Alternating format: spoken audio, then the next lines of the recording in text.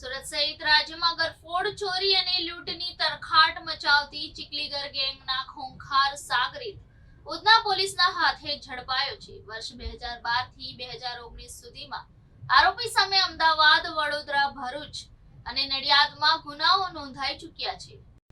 પહેલા eco car ચોરી કર્યા બાદ ગરફોડ ચોરી અને લૂંટ કરતી કુખ્યાત ચીખલીગર ગેંગનો સાગરીત જનરેલ સિંહ ટાંકને ઉધના પોલીસે દબોચી લીધો હતો. ભૂતકાળમાં સંખ્યાબંધ વખત પકડાઈ જવા છતાં 2007માં વડોદરામાં લૂંટ અને ઉના તથા તાપી જિલ્લામાં 2019માં કરેલી ગરફોડ ચોરી સહિત 13 ગુનાની કબૂલાત કરી હતી.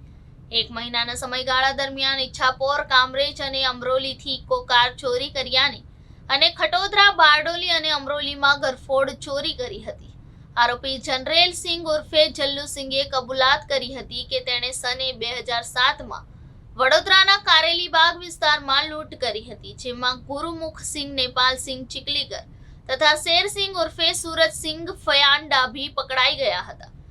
જનરેલ સિંહ વોન્ટેડ હતો. આ ઉપરાંત જનરેલ સિંઘે પોતાના સાગરીતો સાથે મળી ગીર સોમનાથ, તાપી જિલ્લાના વ્યારામાં તેમજ ઉનામાં ગરફોડ ચોરી અને મોટરસાયકલ તેમજ ઇકો કારની પણ ચોરી કરી હતી.